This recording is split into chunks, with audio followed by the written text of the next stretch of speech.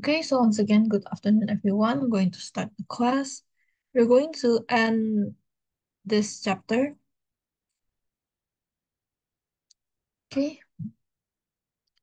so we're on the last paragraphs. So I think this class is going to be shorter than usual. It's okay. So basically, we through most of the text already. So now we're on to the last one right here, which is line 116 and 126.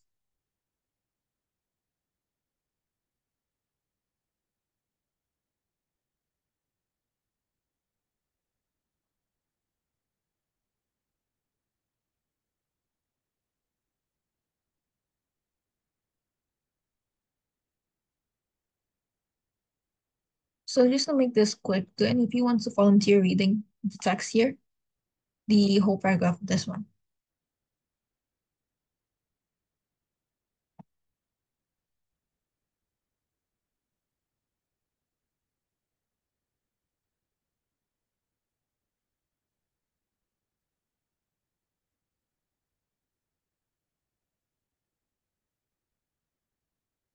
Okay, so if none of you want to volunteer, I think I'm just going to read this to all of you just to make things quicker since first chapter anyways. Let's see. So I think I'm going to read the passage through first, and then I'm going to discuss line by line. And then in the end, I'm going to summarize what it means. And I do hope that all of you can understand the passage by yourself as well, based on your own interpretation. Okay, so I'm going to start reading here. So I sat down again, shaking all over, and got out my pipe for smoke. For the house was all as still as dead now, and so the widow wouldn't know. Well, after a long time, I heard the clock way off in the town go boom, boom, boom, 12 licks, and all still again, stiller than ever. Pretty soon, I heard a twig snap down in the dark amongst the trees. Something was stirring. Okay, so I do hope everyone can hear my voice too. I sat still and listened. Directly, I could just barely hear a meow, meow down there.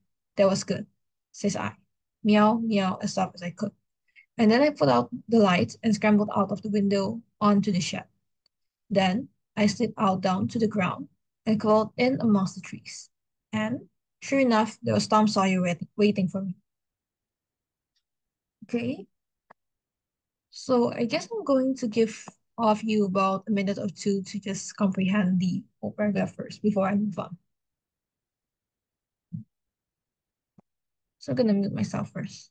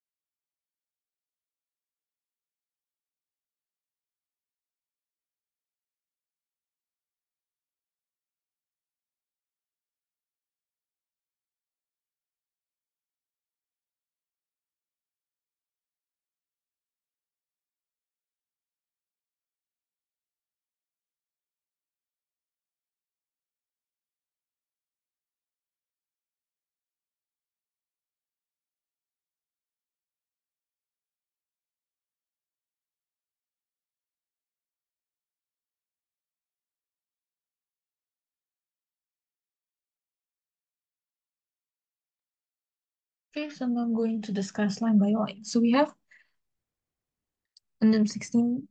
So basically this paragraph here is that so that we can understand the paragraph better. So we kind of like need to analyze it line per line or like per sentences. So from line 116, we said that I sat down again, shaking all over, and got out my pipe for smoke. So the grammar here in this paragraph right here, the Huckleberry Finn adventure, they actually have a kind of quirk to it. The quirk is that instead of saying sat as in SAT, the correct one should be letter A right here instead of E. It means sat like to as in to sit down. So I sat down again. So basically, the word sat as in sit and this kind of sat, they have the same pronunciation. And the other one to make Huckleberry Finns like come from uneducated background. So that's why it's a set instead of a set. So it's basically the same, sat down again. So this should be the standard one using the A here, meaning that he just sit down. Or shaking all over. It means that he's shaking. So this basically is kind of unnecessary. He's making shaking all over. And got out my pipe for smoke. So got out usually means it doesn't mean that he just gets out of somewhere. It usually means that to take out something.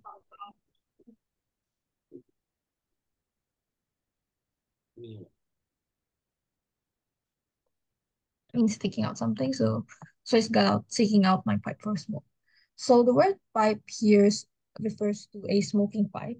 So that's why it says that my pipe for smoke.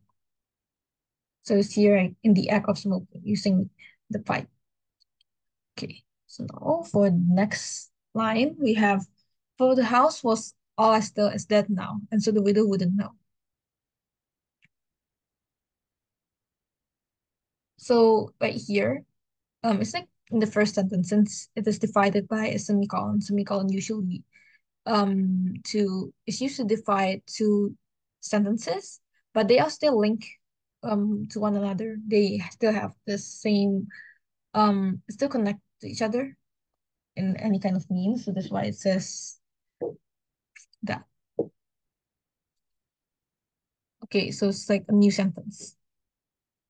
So for the house, so for right here is a subordinate conjunction indicating a reasoning. So like as in you can use the synonym for as in because. So because the house was as still as that now, and as still as that usually means something that a situation that is very quiet. It's like still as that, something like that. It's like really, really quiet. And so the widow wouldn't know. So yeah, still right here means silent. When you say still water means that the water is like in a really still state. It doesn't move. It doesn't have that kind of wave to it. So that's why it's called still. So this is a reasoning. Since, or you can say since or because the house was all quiet, just to make this more simpler. So the widow would know if he just got like trying to escape and smoke. So that's why the widow wouldn't know, since the house still, so that probably means that everybody in the house is asleep by that hour, by that time. Okay.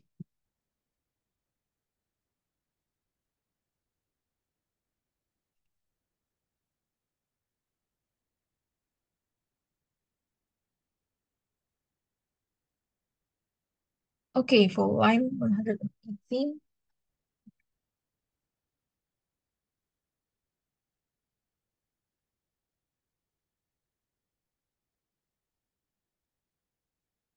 So on the very first one, so wouldn't know right here is actually from line 117. Now we are on to this one here.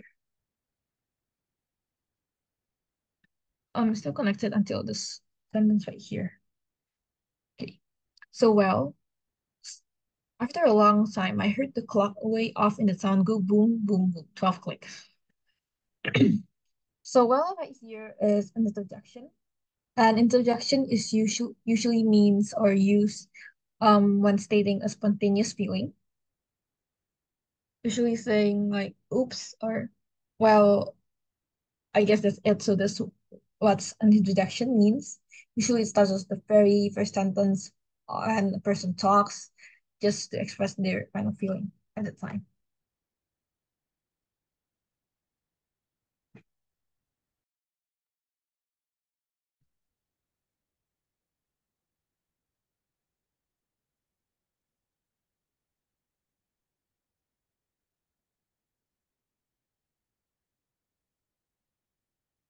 So after a long time is a professional, I mean, not, okay, prepositional phrase.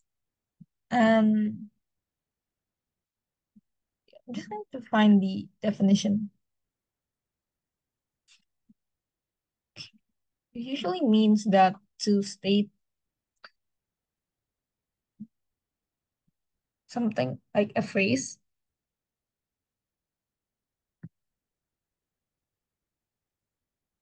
Okay, hold on.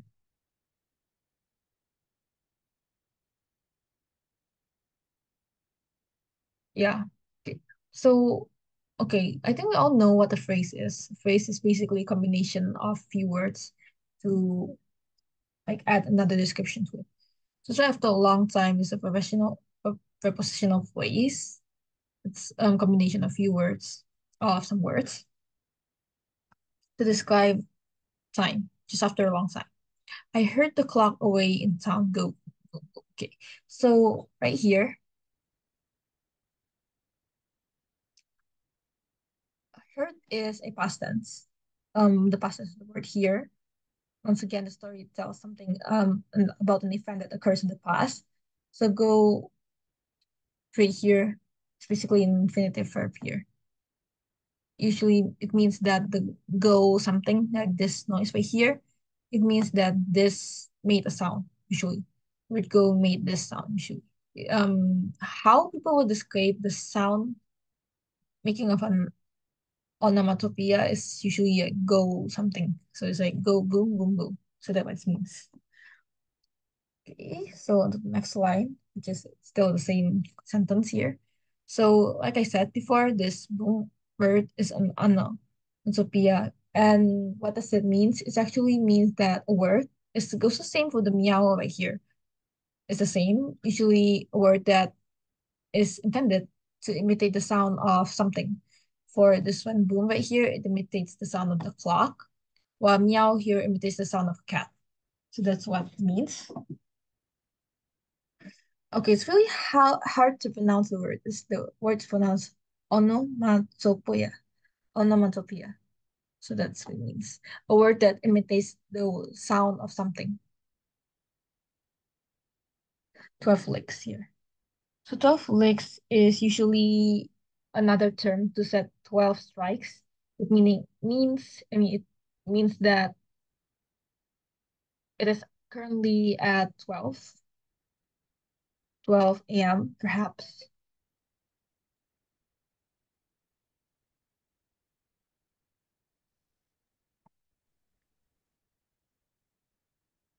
So this is what 12 licks means. It's also another way of saying the clock strikes 12. And all still again, stiller than ever. So all still again describes the state of the environment being really quiet. So that's what still means. And stiller here is a comparative form of the word still, stiller than ever. And but this word is not a really actually don't really find the word stiller, which is the comparative form of still. You just add like more still, like stiller. It's not a really common word in English. I mean, standard English, but it's not, I don't think it's necessarily wrong. Though it's just kind of uncommon.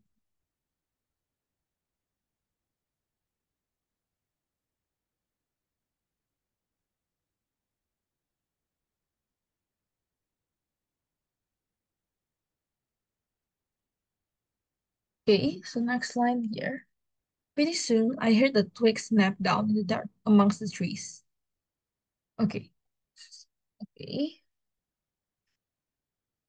So if you like read a lot, or probably often like you listen to videos about when people talk in informal kind of settings, then you probably heard the word pretty soon often, which means it's one of informal phrases that people use when they wanted to say something that is shortly, like shortly happening. So pretty soon, shortly I heard snaps, pretty much the same meaning. Twig snap. A twig is a small branch. Yeah, small branch. We call this a twig. Snap down in the dark amongst the trees. Okay. So once again, this is a past one, so that's why You can tell that the word hurt here is a past tense of the word here, and snap is also commonly used is a verb describing a sudden breaking sound, like in this case, the twig. So we call this like suddenly it snap. Usually like snap in half. People say that like my ruler snap in half. It usually means the like to describe a breaking sound. So we say snap.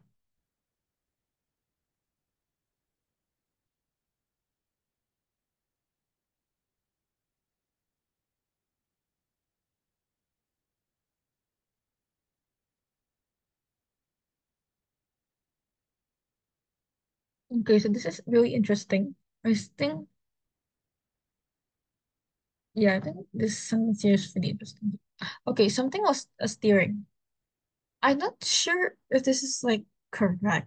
I think it's kind of like their kind of cultural accent here. Something was a steering. I think it means that the steering here usually means movement. Since from the previous line we can tell that it means Huckleberry here heard a twig snap. And hearing a twig snap and then something was a steering, meaning that he probably sends a movement like send movement. So that's why I said something was a steering.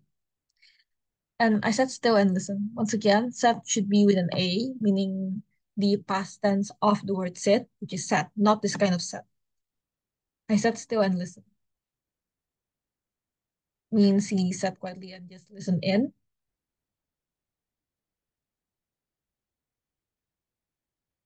And this is actually a really old kind of saying. Directly, I could just barely hear a meow meow down there.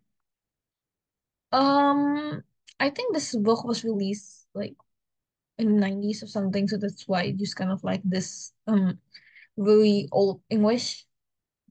So directly actually means soon, which is almost the same as pretty soon, like shortly. It means the same as pretty soon. Pretty soon I could just barely hear meow seeds. Makes sense, but the word directly here mostly confusing, but it's just old English. It means the same, meaning shortly. So shortly I could just barely hear meow meow down there. So again, here, um meows on onomatopoeia, I said that previously it's imitating the sound of a cat. And right here you have the word directly, I could just barely. Just barely is an adverbial phrase meaning slightly. It's an adverb. Why is an adverbial phrase? Because it is a phrase because it's a combination of two words, the word just and barely. So it's a phrase. And then it's an adverb because it describes the word here. Here is a verb.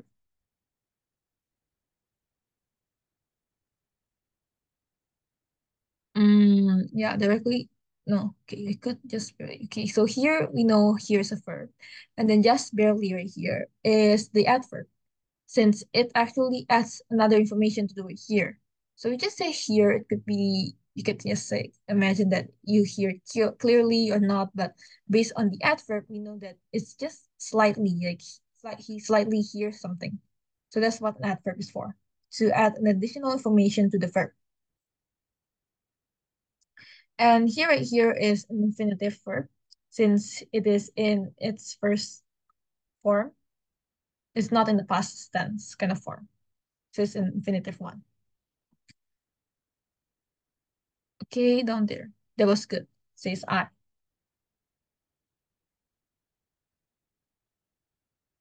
So nobody really uses the word says I.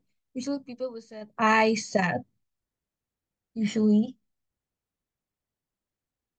since this is usually a dialect kind of phrase, people just say says I just to say it. But in the standard English form, you would say I said, using a present tense. Okay, hold on. Okay, so says I using a present tense, and you should use the past tense of it, which is I said. Okay, so that was good. Said I said meow meow as soft as I could. And as off as I could, or something like as soft as I could, as fast as I could. This kind of word is a comparative phrase, but this is not really okay. Kind of forgot the name. Hold on, let me just check. So since we're actually talking about the act of saying something and the word said is a verb. So when talking about a verb, we should use an adverb. So the word soft here is a noun. So we want to make that an adverb. So the correct standard form should be as softly as I could. So when you're saying softly, softly means it's actually the same. In English, they have the same like basic word, which is soft here, and usually it's a noun, but it can also act as an adverb or something like that. So if it acts as an adverb, since we're trying to describe a verb, correct? So we should change that form to adverb, which is we add the ly there. So as softly as I could. So that would be the correct form.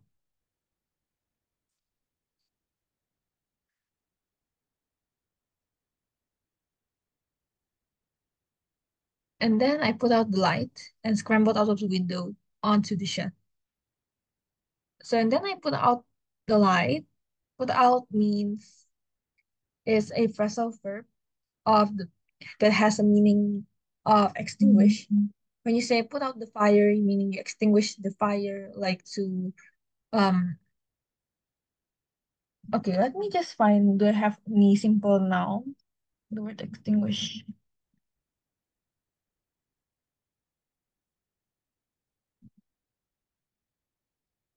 Yeah, usually it doesn't really have that kind of word. I think I'll probably understand this part, but here put out is the is a phrasal verb of the word extinguish. Or you can say just turn off the light. When usually um this is actually kind of odd to use this since you're talking about a light. So you can just say then turn off the light, but once again, this is a kind of reading material, so it's based on creativity. Usually the word put out or extinguish is used when about a fire, so that put out the fire, extinguish the fire. That's why it's called a fire extinguisher. Okay, so it means the same though. It means just to turn off something, turn off the light. And scrambled out the window to the shed.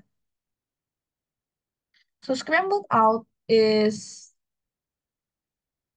a phrasal verb meaning to just go out like quickly out of the window or scrambled out of the window. So meaning the scrambled usually means something that you do in a hurry or hastily, that you like, do something like really, really, really is you are in a hurry, as if you are dependent on it. So scrambled out the window. So scrambled out of the window meaning that he climbed out the window quickly onto the shed. So shed here is a small building. I think usually shed means something like kind of a storage, I think, if I recall. So he put off the lights after seeing the coast is clear, and then he quickly climbed out of the window, hurriedly, and then he hurriedly go to the shed. So that's it's here. Yeah, scrambled means to move quickly and awkwardly, like really, really in a hurry. I can say the word that's actually suitable for it is has to. So yeah. Then I slipped down. So slip down is also a phrasal verb. Usually, two words that's combined to describe the act of doing something we would call a phrasal verb. It's a verb, but it's not a single word like the word sit, eat, or sleep, but it uses two words, slip and down. So that's why it's called a phrasal verb. This means to descend it quickly since he climbed on the window, so he's probably in midair now. He's not on the ground, so that's why he slipped down quickly. It means he descended, he went down, slipped down to the ground and crawled in among the trees. So he slipped down to the ground, so descended to the ground. So, okay.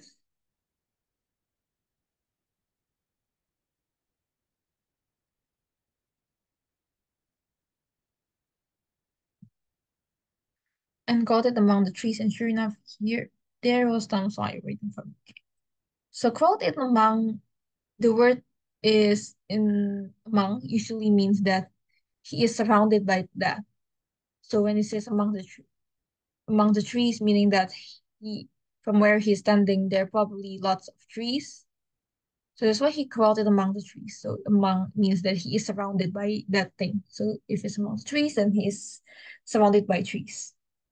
So crawl means to move, like you're moving, like as in like a toddler trying an attempt to like their first attempt to walking. So it means moved on, like they move with their on their hands and knees. So that's called like crawlings. Crawling means to crawl. And where is it? The sleep don't crawl along. And sure enough, so sure enough is a phrase as well. It's usually informal kind of phrase. It's idiomatic. Usually it used as a no, hold on. The meaning of it is the same as expected. Usually means that you expected something and you said that sure enough there was Tom Sawyer waiting for me, meaning that Huckleberry was expecting to see Tom Sawyer there. So that's why he said, in other words, he can say, as expected, there was Tom Sawyer waiting for me. Since it's in the romantic phrase you use sure enough, it's will also mean the same. So was Tom Sawyer waiting is a past continuous tense.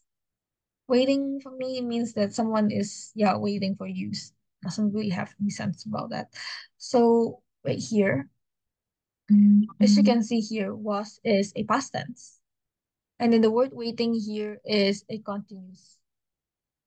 um continuous verb. So that's why it's a past continuous tense. There's the past right here. This is the continuous one right here. It a past continuous tense is mostly used when you describe an event that actually happens in the past, but it's ongoing. It's an okay. Let me just rephrase this again. Something that's ongoing, but it happens in the past. So like here, Tom Sawyer is waiting for me. If that's the present form, we are talking about Tom Sawyer who's waiting right now. But now we're trying to describe the situation back then when Tom Sawyer was waiting. So that's why we call it a past continuous tense, something that's currently happening in the past. That happens in the past. It's currently happening, but it's in the past, like about a year ago, or yeah, it's actually in the past. This is what that probably means. Okay, I hope that explanation is okay. So if you have any questions or there's something you would like to add or something that you want to share probably about the story from the story, then you can type in the chat box. You can just open your mic and say it before I summarize the whole paragraph first. Yeah, you can type in the chat box as well if you want to share your thoughts. So I'm gonna give you about 2 minutes for that.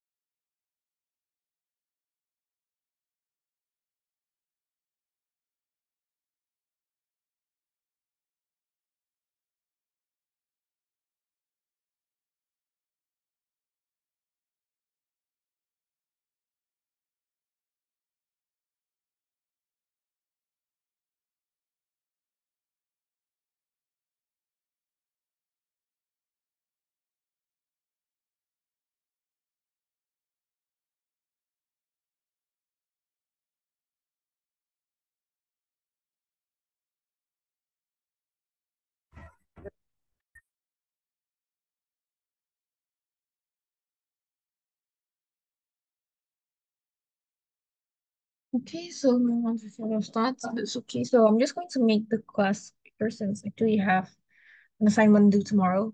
Okay, so I'm sorry about that. So once again, I'm just going to make this like a short review. So I sat down again, shaking all over, and got out the pipe for a smoke. So, the house was still as dead now, so the widow wouldn't know. So from this single sentence, we know that Huckleberry was sitting in the room. He was frequently shaking and he really wanted to smoke, which is one of his habits. And since the house is really quiet, it's really in quiet state, meaning that everyone's probably asleep, it's nighttime. So the widow wouldn't know if he sneaked out since the widow is probably also asleep and isn't aware if he snuck out. Well, after a long time, I heard the clock away off in sound go boom, boom, boom, 12 clicks. And after sensing that the house is really quiet, then shortly after he, oh, not shortly after a long time. So it's actually really a long time since he's probably awake trying to go. And after a long time, probably hours later, he heard the clock in the town, like the town's clock, ticking 12 clicks or 12 strikes, I mean licks or 12 strikes, meaning that the clock has strike 12 a.m. Or no, 12 a.m., 12 p.m. I think 12 p.m., right? Correct me if I'm wrong. I'll still again. And then after the clock strikes 12, it goes to the quiet environment again. It's quiet and it's actually even like, it becomes more quiet than before. I'm pretty certain I heard Twig snap down the ducks among the trees. So he then heard a twig snap amidst the dark, since it's nighttime, amongst the trees. So he actually sensed this. Something was stirring. Something moves. Like there's a movement outside of this place during the nighttime. So he sat still and listened. So he wanted to listen in. What causes the twig to snap? Since he's sure there's some movement, and he wanted to make sure if the coast is clear or not. So directly, I could just barely hear meow meow down there. So shortly after he listened in, he actually heard the slightest sound of a cat that says meow down there, since he probably is at the second floor or something, so I called down there. That was good. Since I think I'm not sure if that was good means as in he is actually believed that there's nobody up there, it's only a cat, or he's actually grateful that it's not really that still. So when he's knocked out, then the voice would be misinterpreted as the cat. Not sure about that part. So it said I meow meow as softly as I could. So the word should be softly here. So he meows back. I'm not sure why. And then I put out the lights. He turns on the light and hurriedly went ascended through the window onto the shed. So after sensing that the coast is clear, it's 12 o'clock, everybody is probably asleep since the house is really quiet. And then you see the coast is clear, he quickly turned off the light and he hurriedly descended through the window and onto the shed, probably where there. He expected Tom Sawyer to be at the shed. Then I slipped down to the ground. After climbing the window, he slipped down to the ground and crawled in amongst the trees, so he's probably not trying to sneak around, not be seen. So he climbed on the trees, and sure enough, as expected, there's Tom Sawyer waiting for me. So as he expected, when he got to the shed, Tom Sawyer was probably waiting for him. So I think that's all for today's class. It's only a paragraph, so and I hope all of you can understand what I am explaining. So do any of you have any questions? I think I need to end the class a little earlier than usual.